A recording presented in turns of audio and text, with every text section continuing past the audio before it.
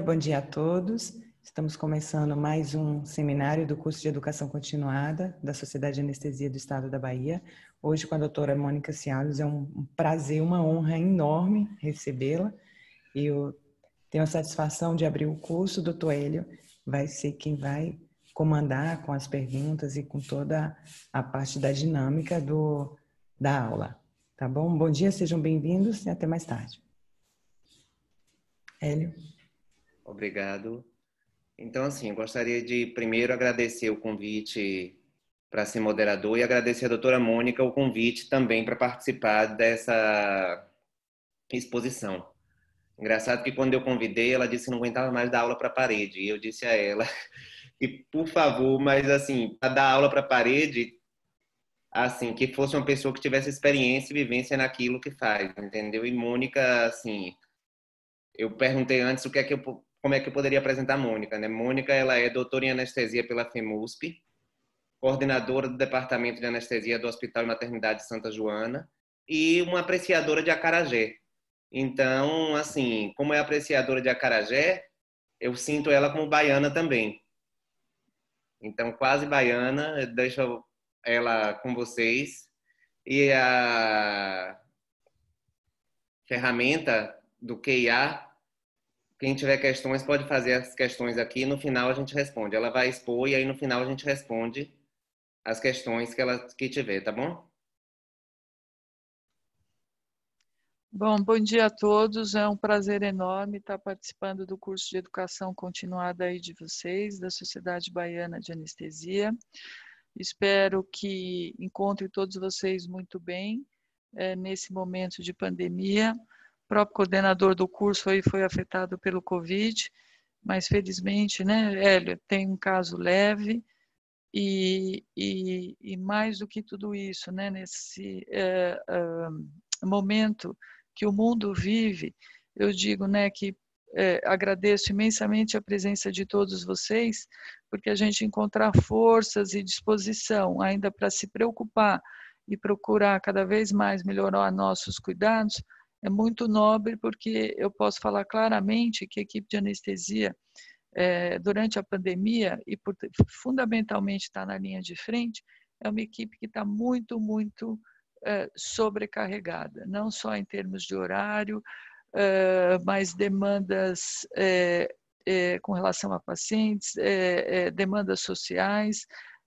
muitos de nós também com prejuízos econômicos, reorganização da vida de uma forma geral. Então, inicialmente, eu gostaria de agradecer imensamente a presença de todos vocês, tá?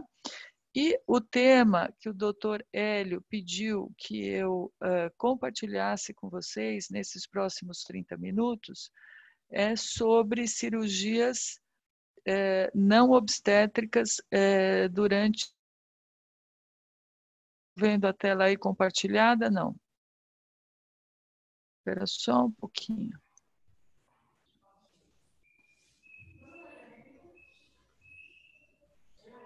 Eu acho que agora apareceu, né? Tudo ok. Tá. O som tá bom, Liana e Hélio? Tudo ok? Então tá. Sim. Bom, qual é o objetivo da minha apresentação? Nesses próximos 30 minutos, então, eu foquei em 3 objetivos principais. Discutir as alterações fisiológicas da gestação e suas implicações na anestesia durante procedimentos não obstétricos. Discutir com vocês também a atualização de um documento sobre o que a gente julga hoje, que é boa prática em cirurgias durante a gestação para procedimentos não obstétricos. Esse documento ele foi escrito em conjunto pela Sociedade de Ginecologia e Obstetrícia Americana e pela Sociedade Americana de Anestesia também, tá? Isso faz parte de uma tendência mundial que a gente vê hoje em dia, né? São as sociedades mais abertas, se comunicando melhor, porque com certeza os pacientes que a gente tem não só em obstetrícia, mas em qualquer outra área, são muito mais complexos do que a gente tinha no passado, né? E isso muitas vezes graças à própria evolução da medicina, permitindo a realização de procedimentos que antes não eram viáveis de serem realizados. Isso inclui procedimentos durante a gestação também, tá? E algumas particularidades da anestesia para procedimentos não obstétricos específicos, tá? Bom, de uma maneira geral, né, alterações fisiológicas da gestação é uma aula por si só. Mas o que eu procurei resumir aqui nesse slide? O que eu julgo que são regras gerais e de boas práticas que devem garantir o bem-estar tanto materno e fetal de qualquer paciente que é submetida a um procedimento cirúrgico durante a gestação, tá? O bom anestesista é aquele que conhece as alterações fisiológicas do sistema para o qual o paciente está sendo submetido a um procedimento, né? Quer dizer, o anestesista é o profissional que vai garantir com que a função primária daquele órgão que teoricamente está comprometido, ele seja garantido, otimizado pelos recursos que a gente tem, não só em termos de utilização de medicações anestésicas, mas medicações que fazem parte do arsenal terapêutico que a gente tem hoje na medicina e aliado às novas técnicas de monitorização. Então, sempre que possível, o que eu tenho que fazer? Otimizar e manter as funções fisiológicas maternas. E com relação a isso, eu preciso lembrar que a gestação ela sobrecarrega de maneira geral todos os órgãos e sistemas do organismo. Eu tenho uma sobrecarga do sistema cardiovascular, com aumento do débito cardíaco, aumento do volume sanguíneo, aumento da frequência cardíaca, né? Que ele vai sendo tão mais importante nas diferentes trimestres da gestação, né? E principalmente do ponto de vista cardiovascular, atingindo o pico aí de 28 a 32 semanas e depois no momento do parto puerpério imediato, né? Mas não é só o cardiovascular que ele é sobrecarregado, a gente tem alterações muito importantes também do sistema respiratório, né? Isso é fundamental, por exemplo, agora em épocas de pandemia. A gente sabe que a gestação leva um aumento do consumo de oxigênio, você tem aumento de volumes e capacidades pulmonares, diminuindo, né, a reserva respiratória, então favorecendo a hipoxemia em momentos de apneia, né? Não é uma cirurgia da gestação, mas os anestesistas têm sido muito solicitados para garantir a via aérea durante a pandemia. Então, eu não preciso falar para vocês que quando a gente está diante de uma paciente com hipoxemia, a pausa respiratória ela desencadeia uma hipoxemia em velocidade muito mais rápida. E isso é muito, muito, muito, muito, muito mais importante quando eu falo da gestação. O primeiro caso em que a gente intubou uma paciente agora com insuficiência respiratória grave durante a pandemia de Covid, gente, eu realmente achei que na intubação a paciente fosse parar, porque ela faz uma hipóxia muito rápida e ela demora muito para recuperar a oxigenação adequada, porque a troca gasosa ainda está comprometida nessa situação, né? Com relação à via aérea, eu tenho que ser muito delicada, porque é muito mais fácil a gente provocar lesões. Eu tenho edema da região de oro e nasofaringe. Então, eu tenho alterações importantes também do ponto de vista hepático, do ponto de vista renal, aumentando o fluxo sanguíneo renal, aumentando o ritmo de filtração glomerular. E o que isso faz? Com que a interpretação daqueles exames, muitas vezes que eu olho no pré-operatório, tenham os seus valores ajustados também com relação ao que é ou deixa de ser normal na gestação. Então, de uma maneira geral, eu tenho ainda alterações de coagulações que favorecem os fenômenos tromboembólicos. Então, para qualquer procedimento durante a gestação, o que o bom anestesista obstétrico tem que fazer? Se não é a sua prática do dia a dia, dê uma relida naquilo que acontece durante a gestação para que você possa conduzir melhor a sua anestesia, tá?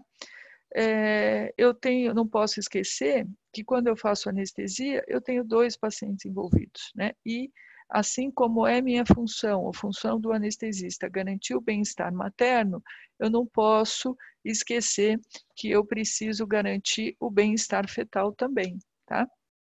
Então, eu preciso ter muito cuidado para garantir e manter o fluxo uteroplacentário. Como é que eu faço isso? Posicionando adequadamente o paciente, evitando com que ocorra compressão da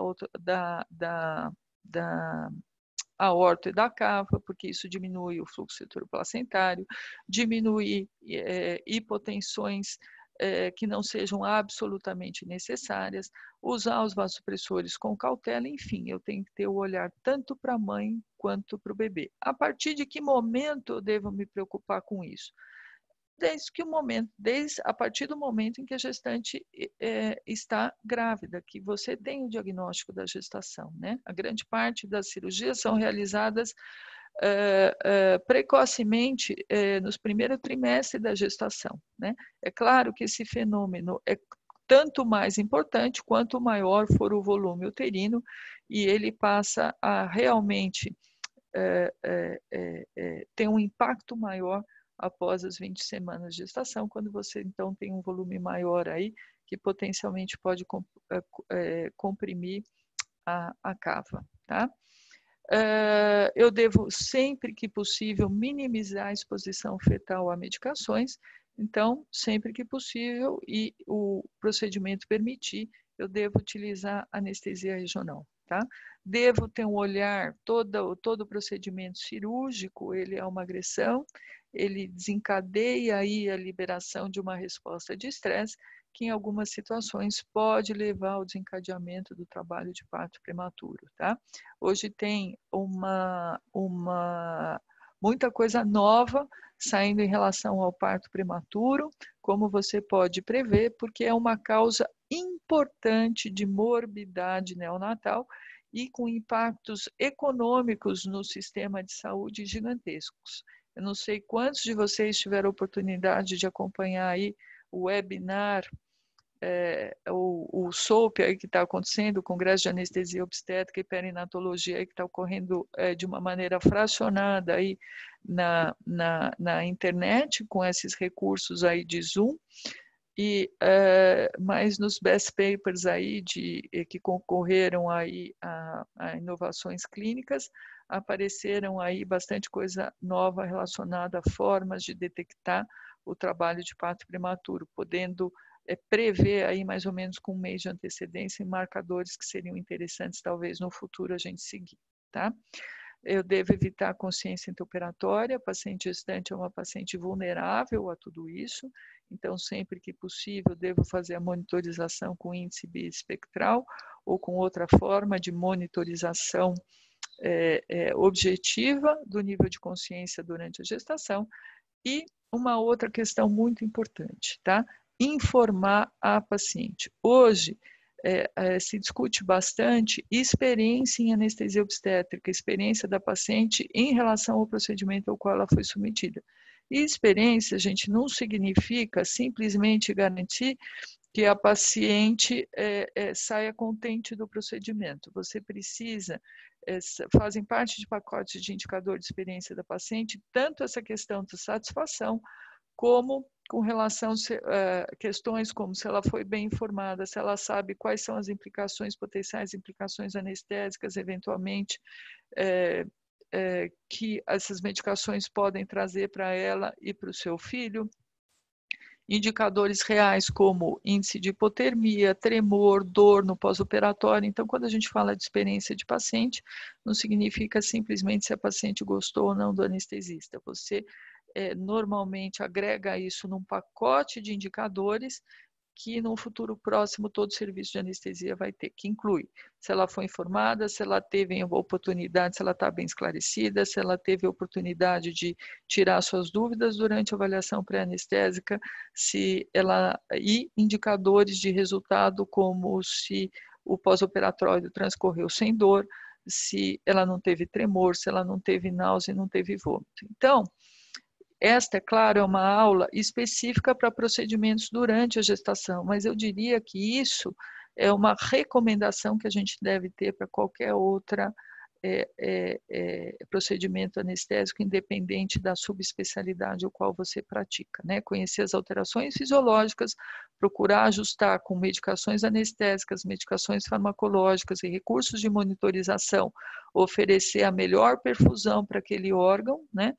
E uma boa experiência, então, do ato anestésico informando a paciente e usando tudo aquilo que tenha disponível para garantir um maior conforto no pós-operatório, tá? Então, especificamente em relação aos tipos de cirurgia, cirurgias mais comuns são relacionadas ao próprio trato gênito-urinário, tá? Apendicectomia, distúrbios ovarianos. E, vez ou outra, a gente vê bastante no nosso serviço também pacientes grávidas sendo submetidas à colicistectomia, né? E eu não preciso falar para vocês que a terceira grande causa são pacientes gestantes que se envolvem em traumas sendo necessário correção cirúrgica, tá? Por ordem de prevalência, ela é mais comum no primeiro trimestre, mas ela acontece também pode acontecer no segundo ou terceiro trimestre.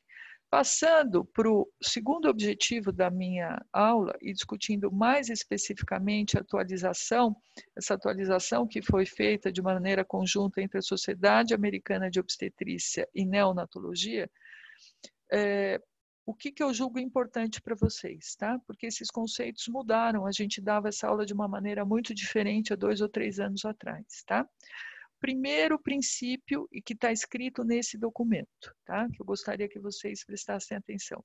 Nenhum agente anestésico demonstrou qualquer efeito teratogênico em seres humanos, desde que utilizado em doses e concentrações habituadas em todas as idades gestacionais. Vocês vão perguntar, doutora Mônica, mas pode dar o benzodiazepine como pré-anestésico? Não estava relacionado à fenda palatina? De novo, não existe nada documentado que a administração de uma dose única, realizada de maneira habitual por um breve período de tempo, causa algum impacto.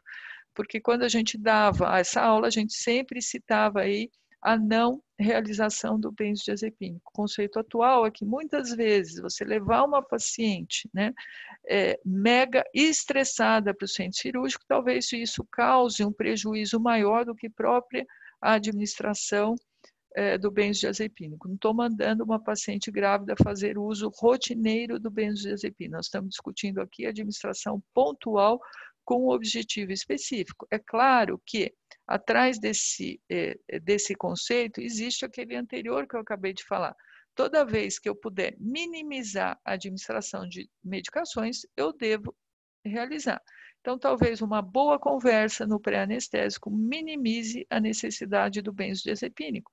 Mas, se eu pego uma paciente que tem pânico de entrar, por exemplo, síndrome de pânico de entrar no centro cirúrgico, mesmo que ela esteja no primeiro trimestre, eventualmente eu posso fazer administração criteriosa para dar mais conforto no pré-operatório dessa paciente. Então, é sempre um balanço risco-benefício do que eu estou fazendo, tá? E aqui vale também a questão do protóxido, né? Que aquele potencial efeito na metionina sintetase, tá? De novo, em concentrações habituais, em doses habituais, ele parece não ter qualquer efeito, independente da idade gestacional a qual o paciente for ser submetido ao procedimento cirúrgico, tá? Uma outra questão também, tem inúmeros trabalhos na literatura aí sobre potenciais efeitos dos agentes anestésicos que a gente utiliza, principalmente quando o bebê era submetido em fases bem precoces aí do seu desenvolvimento, e isso poderia ter uma influência no neurodesenvolvimento da criança por um efeito aí de acelerar a morte neuronal e um desarranjo na forma como isso acontece, como ao longo do neurodesenvolvimento aí, cerebral, tá? Mas, de novo, a atualização desse documento é categórica em afirmar que não existe evidência de que a exposição intrauterina a agentes anestésicos ou sedativos tem algum efeito sobre o cérebro em desenvolvimento em seres humanos, tá? E da mesma forma, não existe evidências de que em estudos animais, exposições limitadas e por menos de 3 horas causem algum efeito, tá? Isso tem uma implicação muito grande, eu não sei quantos de vocês têm no seu serviço aí anestesia para cirurgias fetais intrauterinas, mas o Santa Joana é referência para a cirurgia de correção de mielomeningocele. Então, isso é uma questão que é bom a gente abordar sempre quando a gente faz o pré-operatório dessas pacientes, tá? E sempre que possível, né, você realizar a monitorização da frequência cardíaca fetal, ela pode te auxiliar, por exemplo, no melhor posicionamento de uma paciente durante o ato cirúrgico, tá? E eventualmente sinalizar alterações precoces e diante de uma viabilidade fetal, você ser mais assertivo aí em ultimar o parto, mesmo que seja por cesárea, eventualmente até durante o procedimento não obstétrico do qual o paciente está sendo submetida, tá? Então, sempre que possível, você vai utilizar a monitorização cardíaca fetal, tá? Outra coisa que é importante, todo mundo tem medo de operar gestantes, né? Mas você não deve postergar cirurgias que são necessárias, tá? É claro, cirurgias eletivas, elas devem ser postergadas para o puerpério, tá? Mas aquelas que são absolutamente necessárias, elas devem ser realizadas. Então, se o paciente aparecer um câncer, se tiver um cálculo renal, se tiver um cálculo em vesícula biliar que possa eventualmente causar um dano maior, é importante que essa cirurgia não seja postergada, tá? Cirurgias eletivas, tá? Estou falando de uma cirurgia estética, ok, não tem cabimento você fazer isso durante o ciclo gravídico puerperal. Eu devo postergar isso para o período pós-puerpério, tá? Sempre que possível e houver viabilidade fetal, a viabilidade determina, é variável de cada serviço, porque depende dos recursos que vocês têm disponíveis aí na UTI neonatal de vocês, tá? Mas em torno de 24 a 26 semanas, sempre que alguém for ser submetido a um procedimento cirúrgico, é importante você considerar a administração do corticoide antinatal. A paciente deve receber pelo menos 2 ciclos, 48 horas antes do procedimento, porque isso diminui muito a complicação respiratória, principalmente em crianças prematuras, tá? E pelo aumento de um estado pró-coagulante, eu preciso ter uma atenção especial à proteção, à profilaxia de tromboembolismo no perioperatório. Então, é uma coisa que precisa ser vista com especial atenção, tá? Outra coisa, é de extrema importância que toda vez que alguém vá operar, que eu comunique o obstetra primário que está tomando conta dessa gestação, tá? E nos casos que a paciente não tiver um dono, se eu estou dentro de um serviço, por exemplo, hospital-escola, a equipe da obstetrícia precisa estar comunicada. Se essa cirurgia foi realizada fora do centro obstétrico, veja, isso está escrito num documento atual e, portanto, precisa ser seguido. É fortemente recomendável que o obstetra, por exemplo, a paciente precisa ser submetida a uma cirurgia cardíaca. O obstetra precisa se deslocar e ir ao local onde a paciente vai estar lá e toda vez que tiver viabilidade fetal, ele deve estar presente, tá? E não adianta eu monitorizar, né, o bebê se eu não tenho uma pessoa qualificada para interpretar aquilo que eu estou vendo. Então, isso é muito comum a gente ver em cirurgias. Nós temos que monitorizar o bebê, tá? Mas o anestesista, muitas vezes, na grande maioria das vezes, ele não está qualificado para interpretar os diferentes padrões aí de cardiotocografia. Então, se eu vou monitorizar, não é só ligar o monitor, né? O que faz a diferença é aquilo que vem depois do monitor, né? E isso vale para a gente também. Não adianta eu ter um mega equipamento da anestesia se eu passo a minha anestesia ali sem olhar o que realmente está acontecendo. Então, não é o monitor que diminui a morbidade, não é o monitor que oferece a melhor qualidade do cuidado, e sim a ação que vem depois do monitor. Portanto, eu preciso ter uma pessoa qualificada para ver, tá? Então, comentários específicos sobre a monitorização fetal intraoperatória. O básico, tá? É que eu tenho que fazer no início e o término de qualquer procedimento. Sempre que for possível fazer a ausculta do bebê, eu devo documentar isso no início e ao término do procedimento. Eu posso fazer a monitorização contínua? Sim, mas desde que eu obedeça esses critérios abaixo e todos. Aqui não é se escolher qualquer um desses, tá? Então, para eu começar a considerar e realizar a monitorização contínua, ela só tem sentido se o feto for viável, se for fisicamente possível realizar durante a cirurgia, às vezes procedimentos abdominais não permitem que isso seja feito, o obstetra precisa estar presente, alguém qualificado em interpretação precisa estar presente, tá? Se eu vou monitorizar, é para tomar uma ação, então a mãe precisa estar informada e estar de acordo que, eventualmente, durante o procedimento, eu posso ter que realizar a ultimação do parto por via cesárea. E outra, a cirurgia da qual o paciente precisa estar submetida, ela possa ser interrompida para que eu faça o procedimento, porque senão não adianta eu fazer toda essa confusão aí para tentar monitorizar o bebê e se eu não vou ter uma ação por conta da minha monitorização. Se você não é possível tudo isso, e a situação mais frequente que eu diria hoje em dia é você fazer a documentação no início e ao término do procedimento, tá? Então, voltando aqui às técnicas, né? Porque o tempo está acabando e o tempo é curto aqui. Mas, enfim, sempre que possível, eu vou fazer anestesia regional, porque ela minimiza a exposição fetal a medicações, quanto menos, melhor. A gente hoje tem muito mais segurança do que a gente tinha 2 ou 3 anos atrás em relação a possíveis efeitos dessas medicações no neurodesenvolvimento fetal, mas a ciência muda. Uma hora ela tem efeito, daqui a 2 anos, de repente, a gente revê esses conceitos. Portanto, quanto menos, melhor, tá?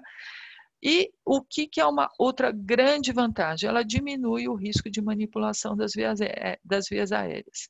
Nós hoje, como anestesiologistas, seguramente nós estamos muito melhor do que éramos no passado, e principalmente quando eu comecei a residência. A gente tinha muitos óbitos relacionados aí, a principal causa de óbito relacionado à anestesia era manipulação de vias aéreas. Hoje nós temos os dispositivos supraglóticos, a gente tem melhores formas de avaliação de via aérea difícil, todo mundo está muito mais treinado, a gente tem melhores rotinas, nós temos guidelines, assim como para reanimação cardiopulmonar, todo mundo hoje, o anestesista faz parte do treinamento, você treinado a cada 2 ou 3 anos, refazer o seu treinamento de via aérea, isso virou rotina dentro do nosso serviço, né? A cada 2 anos a CLS, a cada 3 ou 4 anos, a gente chama aí um grupo especializado em via aérea, revê os equipamentos, treina tudo isso, são coisas novas que aparecem a cada dia, e isso diminuiu drasticamente a complicação de vias aéreas, mas existe o risco de hipoxemia e o risco de trauma, tá? Via de regra, ela reduz perdas sanguíneas, você promove uma melhor qualidade de analgesia pós-operatória em relação aos analgésicos. Os opioides, eles podem ser utilizados, são as medicações mais utilizadas para a gente promover conforto no pós-operatório, paracetamol é liberado, a gente só tem que evitar os anti-inflamatórios, principalmente depois de 32 semanas de gestação, por risco de fechamento precoce do duto venoso, tá? E existe uma recomendação nova aí, que é para a gente tirar o pé do acelerador aí, quando a gente fala do uso da dipirona, tá? Por maiores casos de agranulocitose e de leucemia em crianças de mães que foram submetidas a essa medicação. Então, a dipirona era uma medicação que aqui no Brasil e na Europa a gente usava em larga escala, né? Não tinha muita restrição para dar em grávidas, e hoje parece que essa história está mudando, tá? Em relação à condução da anestesia, muitas das coisas aqui eu já comentei com vocês. Então, a gente tem uma diminuição da reserva respiratória, então, muito cuidado na indução, a hipoxemia é muito frequente. Portanto, isso a gente aprende no curso da via aérea. Hoje eu falo antes de dar bom dia para o paciente, quando estou preparando qualquer anestesia geral, eu entro e coloco o oxigênio suplementar, porque isso vai aumentando muito a reserva de oxigênio durante a indução. Era uma coisa que a gente já via isso intuitivamente durante a extubação, mas eu mesmo precisei passar por esse curso para valorizar o quanto é importante, porque quando a gente monitoriza a fração inspirada e expirada de oxigênio para fazer uma pré-oxigenação adequada, a gente vê que dificilmente a gente consegue aumentar a reserva com aquelas 3 ventilações utilizando a capacidade vital total da paciente, né? E isso você compra muito tempo de manutenção da oxigenação nos períodos de apneia, tá? Então, isso virou rotina no nosso serviço, não estou falando só para anestesia obstétrica. Entrou na sala, coloca o catéter de oxigênio, tá? A indução, com certeza, ela é muito mais tranquila e essa simples prática pode mudar totalmente o prognóstico numa situação onde a gente encontra alguma dificuldade não prevista de acesso à via aérea, tá? Eu tenho que evitar a hiperventilação, então não tem cabimento eu fazer uma anestesia hoje em dia, mas isso vale para todas, né? Mas infelizmente não é uma realidade no Brasil sem o capnógrafo, tá? Então acompanhem, porque a hiperventilação diminui o fluxo sanguíneo útero-placentário, eu tenho que evitar a hipotensão e sempre que possível eu tenho que fazer indução em sequência rápida. E passando rapidamente para o meu último objetivo, são algumas cirurgias particulares. Aqui não é uma cirurgia particular, mas é uma situação particular que eu vejo que muitas vezes quando eu dou aula para residência ainda existe muita dúvida. Como é que você faz a reanimação cardiopulmonar numa gestante? Você vai usar os mesmos algoritmos de tratamento que são preconizados para ressuscitação cardiopulmonar em não gestantes. Você vai usar o algoritmo do FVTV e o da sistolia ASP. Pode desfibrilar a gestante? Não só pode, como deve, se possível, precocemente. Quais são as adaptações que a gente tem que fazer nessa situação? Deslocamento uterino para a esquerda, principalmente após 20 semanas de gestação. Tá bom, a paciente parou, não está acompanhante. Quantas semanas ela está? A gente não sabe. Então, desloque o útero sempre que ele for visível. Se tiver um útero vilomoso, você não pode esquecer de deslocar o útero para a esquerda, porque isso favorece o retorno venoso e, teoricamente, dá mais chances para o retorno à circulação espontânea, tá? A grávida parada, você tem que chamar alguém, tem que pensar, principalmente dentro do hospital, organizem os seus kits. No kit de parada não precisa ter uma caixa de cesárea, mas precisa ter um bisturi ali para fazer a retirada do concepto.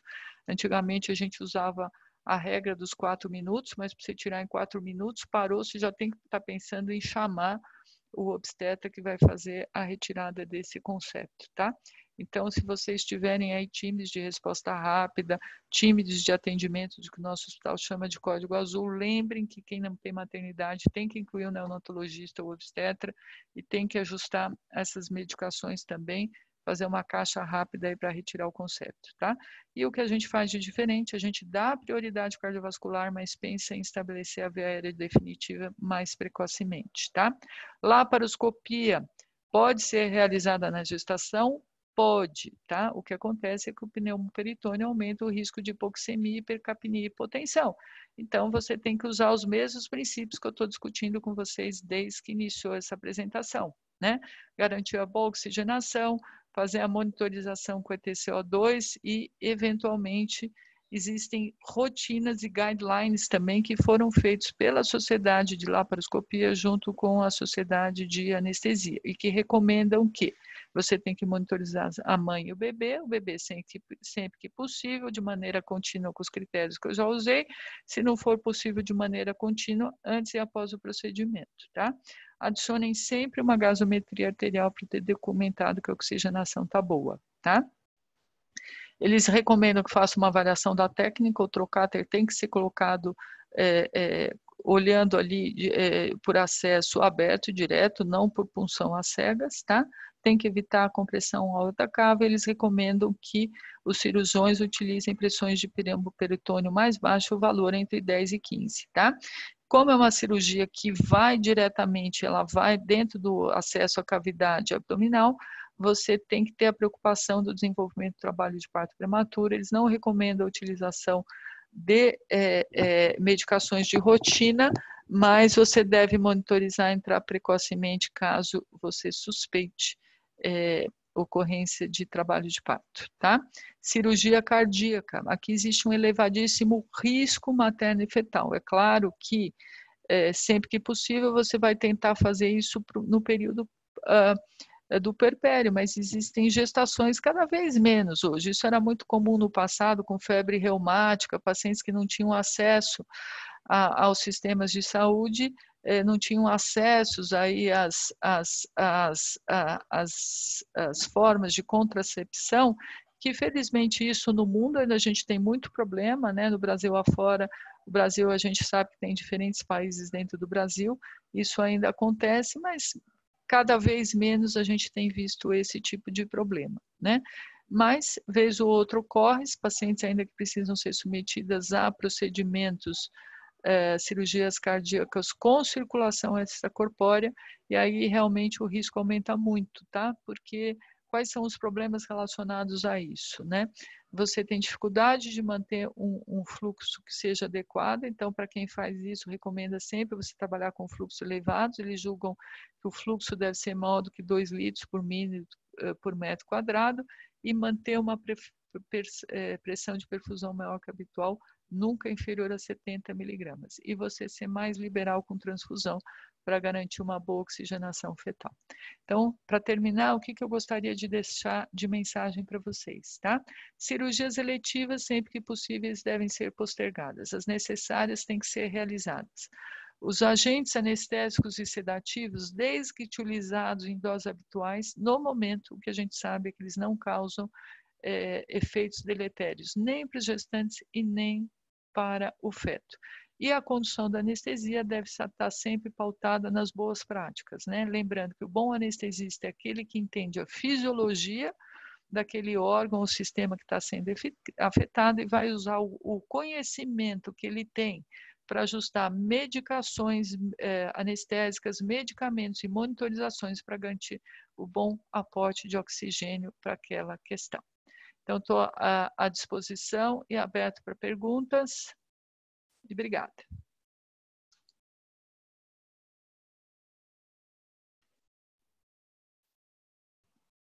Agradecer a doutora Mônica pela brilhante palestra. E tem aqui algumas perguntas que já foram feitas. As perguntas devem ser feitas através da ferramenta QIA ou através do bate-papo interativo. A gente pode interagir através do bate-papo. Tá. Você prefere que eu responda verbalmente? Você me pergunta e eu respondo, ou eu vou respondendo aqui na tela? Não, eu acho que eu pergunto e você responde, que aí todos Tá. participam da discussão. A doutora Ana Cristina, ela pergunta: restrição à dipirona no período da organogênese? Em qualquer fase da gestação. Alguém levantou essa lebre, agora a gente tem que respeitar, né? Então, eu acho que é o paracetamol, né? E o opioide. Em relação ao opioide, eu não sei quantos de vocês tiveram acesso aí à questão da proibição de dar também o tilexcodeína, né? Porque quem está mais aí antenado com relação à medicina de precisão e genética, tá? Ela não deve ser dada, por exemplo, para mães que amamentam, porque tem um metabolizador, a codeína é uma prodroga, né? Então, existe um metabolizador rápido, um metabolizador normal e um metabolizador lento. Se a paciente faz parte da metabolização rápida, ela acumula muita morfina e isso pode dar depressão no neonato. Então, existe restrição à codeína no pós-operatório. A confusão toda foi que o tramal parece estar no mesmo grupo, aí a sociedade se posicionou que no tramadol tem outra via de metabolização e que o tramal é seguro. Então, para quem prescreve no pós-operatório, evite de dar codeína. Não estamos falando agora durante a gestação, mas nós estamos falando no puerpério. E a dipirona hoje tem essa nova recomendação que, se você puder evitar, é melhor. Para qualquer período da gestação. Tem duas perguntas aqui que são semelhantes. Uma é sobre a recomendação de anestesia total intravenosa para pacientes gestantes. E a outra é entre geral, balanceada e geral venosa, se existe alguma preferência na gestante. Eu não vi nenhum trabalho em relação a isso, mas eu vou ter minha recomendação pessoal, tá? A anestesia venosa total, ela tem maior risco de fenômenos de lembranças no intraoperatório. Então, eu acho que é de bom tom a gente sempre utilizar o halogenado também, tá? Isso é uma opinião pessoal. Agora, ela pode ser utilizada desde que você faça monitorização do nível de consciência, tá? Então, isso é uma coisa que a gente deve Não existe verdade única, né? Depende muito do procedimento ao qual a paciente está sendo submetida. O que a gente precisa estar em mente é que a paciente gestante é uma paciente de risco para lembrança no intraoperatório. Então, anestesia venosa total sem monitorização cerebral, eu não recomendo. E se a gente for pensar em termos de fisiologia, a gente tem uma outra grande vantagem da utilização dos halogenados que, via de regra, eles são tocolíticos, tá? Então, eu acho que na grande maioria das vezes a gente deve optar pela balanceada, tá? Associar sempre o halogenado, né? E não sei quantos de vocês têm experiência com cirurgia fetal intrauterina, mas aí a gente está falando de doses altas de halogenado, né? Então, eu acho que o halogenado cai muito bem em anestesia, tanto para procedimentos obstétricos, para cirurgias fetais, como para procedimentos não obstétricos durante a gestação. Uma pergunta sobre exposição ocupacional do anestesista. A anestesista que está grávida, a anestesia na sala deve ser venosa total ou pode ser inalatório? Isso eu digo que era o mesmo conceito que a gente tinha antes, né? A questão do anestesista é a exposição repetitiva, né? Mas isso, o que existia de mais comprovado é que muitas vezes não era o agente anestésico, que era muito comum, por exemplo, em relação ao protóxido, a gente tinha muito medo, mas hoje o protóxido está cada vez sendo menos utilizado dentro do centro cirúrgico. Exposições repetitivas poderiam levar lá a problemas da síntese da metionina sintetase, aumentando a ocorrência de abortos. Mas existem trabalhos que mostram que muitas vezes não é o efeito direto do agente anestésico, mas é o estresse do anestesista submetido, é o estresse que o anestesista passa que faz parte da nossa especialidade, porque a ocorrência de abortamentos parece ser semelhante entre anestesistas e intensivistas. Então, está muito mais relacionado ao estresse propriamente dito do que um efeito direto de medicação, né? Então, qual é a recomendação que eu dou para os nossos colegas aí mais novos? Se você puder minimizar, que é o que a gente faz internamente no nosso grupo, tá? Veja, hoje a gente não tem nada comprovado, mas muitas vezes a gente tem que ter a humildade de saber que muitas vezes a gente nem sabe aquilo que a gente não sabe, né? Se você puder evitar a exposição, melhor, ok. Então, se o colega trabalha num hospital em que é possível deslocar ou para regiões, para dentro do departamento, para situações em que ela faz mais anestesia regional, gente, utilizem o bom senso, que é o que a gente faz no grupo. Agora, tá bom, eu trabalho numa situação que só tem eu e que estou lá. Tá bom, não vejo um problema muito grande também, né? De o anestesista grávida fazer anestesia geral, né? Mas sempre que possível, se ela puder ser deslocada para um local dentro do departamento em que ela faça com mais frequência anestesia regional, particularmente eu acho melhor. A doutora Lúcia, ela pergunta sobre o uso do paracetamol, sendo ele hepatotóxico, se ele não teria repercussão para o feto e a própria gestante. Ele mas você tem que, se você não pode ultrapassar doses máximas, né? Mas é o analgésico mais comum de primeira linha que tem para ser utilizado em gestante. Então, em gestante, volta sempre aquele princípio básico. Se eu puder evitar a administração de medicação, melhor, mas existem situações onde as medicações precisam ser administradas. Utilize sempre por breves períodos, né? E respeitando doses máximas da medicação. E utilizando sempre a abordagem multimodal, gente. Hoje, e principalmente quem trabalha em obstetrícia, a gente vai ficando com a cabeça mais aberta, né? Existem a medicina integrativa, aquela coisa que a gente na medicina tradicional, a gente tinha muita resistência, gente. Quando a gente começa a conviver mais perto com pessoas que adotam essas outras práticas, elas ajudam muito, né? Então, procurar posições de conforto, existe aromaterapia, existe massagem, existem várias outras coisas, né, que devem ser associadas. O princípio é utilizar sempre a menor dose possível pelo menor tempo possível. Agora, existem situações, gente, uma fratura, não tem jeito, ela dói, você vai ter que usar a medicação. Às vezes, o dano que você causa pela a reação de estresse por conta de liberação de catecolamina é maior do que aquele que potencialmente você vai causar pelo efeito direto da medicação, que a gente sabe que é mínimo. Tá? Então, cada caso é um caso. Uma pergunta aqui sobre o benefício do uso, se você tem experiência com opioide free, anestesia sem opioide nessas gestantes.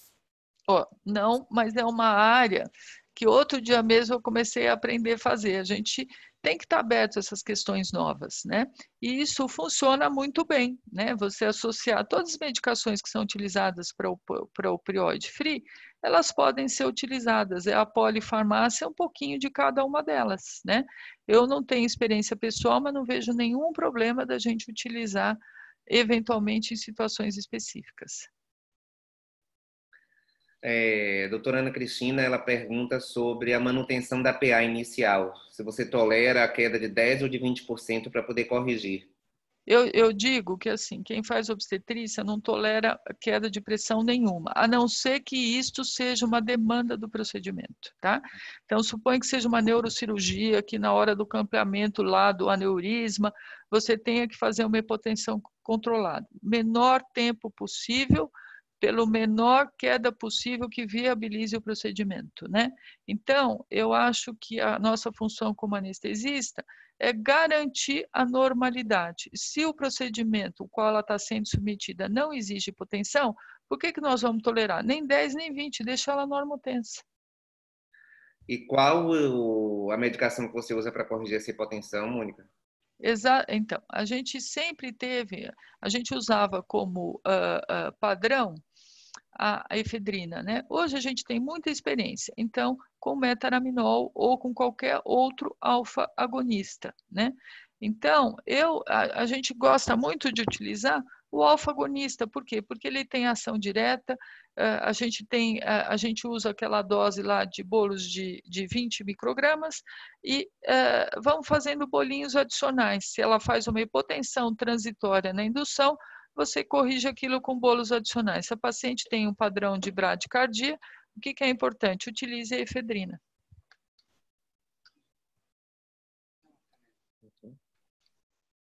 Sem mais perguntas no momento, apenas elogios no bate-papo.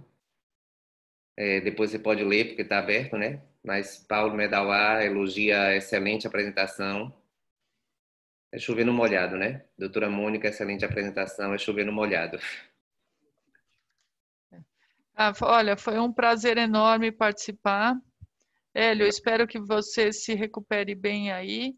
Espero te revelar em breve, né? O Hélio é muito carinhoso comigo. Toda vez que ele vem me traz, eu tenho um fluxo contínuo de acarajé aqui em casa, que realmente, gente, eu sou apaixonada pelo estado de vocês, adoro. Já viajei o mundo inteiro, mas praia que nem vocês não tem e a comida baiana é excepcional. É que eu nasci aqui, mas senão eu ia de verdade que, olha, muito tranquilamente eu mudaria para Salvador, viu? Adoro, adoro, de paixão. Doutora Mônica, para encerrar. No seu serviço, rotina de bloqueios periféricos para analgesia nessas cirurgias não obstétricas? Sempre que possível, associa anestesia regional. Né? A gente não tem, por exemplo, muita ortopedia, mas, por exemplo, quem faz a ortopedia em questão de trauma, sempre que possível, anestesia regional. Tudo que puder fazer, anestesia regional. Mas eu vi uma discussão sobre bloqueio de parede abdominal. Vocês fazem antes mesmo para essas cirurgias? Eu vi que você pode utilizar no pós-operatório com sucesso, né? Você utiliza o quadrado lombar, principalmente, dá um conforto a essas pacientes. Mas na gestante, eu não tinha visto na paciente que continua gestante. Você pode utilizar o bloqueio do quadrado lombar ou não? Eu acho que é o seguinte, se a gente for ver racionalmente, se você puder fazer lá o clássico, que é a hack com um pouquinho de morfina, gente, que analgesia melhor você tem para a parede abdominal, para cirurgia abdominal, com nada de medicação. Nada, né? Para quem eu sou fã da raquianestesia, já falo, olha, quem inventou isso daí, essa pouquinho de morfina que a gente faz, eu passo visita pós-operatória, se o paciente não tem nada, né? Você pode até, se tiver uma contraindicação por questão da anticoagulação, veja, a gente tem que sempre ajustar riscos-benefícios, tá? Eu acho que na mão hoje de que tem experiência com ultrassom, sabe identificar estruturas muito bem, né? Quando você vai para... Qual é a consideração em relação a quando você faz esses bloqueios que exigem maior volume anestésico? Possibilidade de intoxicação por anestésico local, que é uma encrenca, tá? Então, no seu serviço, você tem que ter regras, a gente tem lá os, como é que chama? Cognitive aids, as ajudas lá, o que você faz, qual a dose que você faz de solução lipofílica para atender uma intoxicação por anestésico local. Veja, sempre que possível, RAC. Se não for possível, passe por esses bloqueios.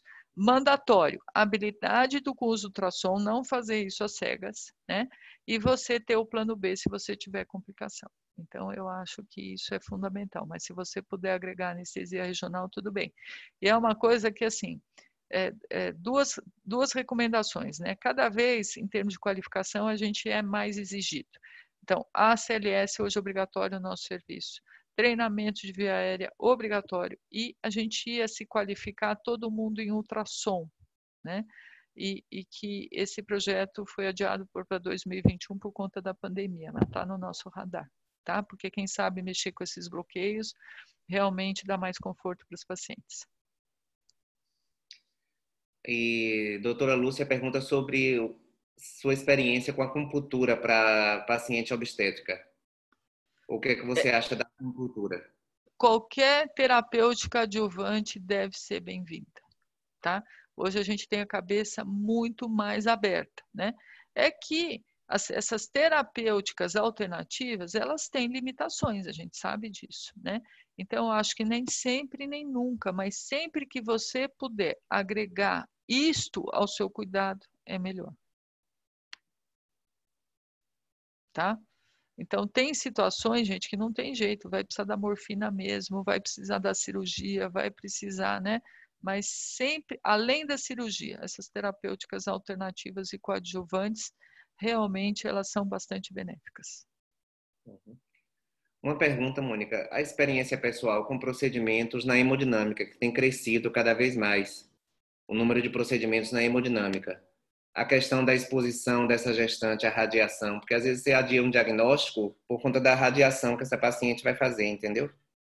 Consentimento informado, tá?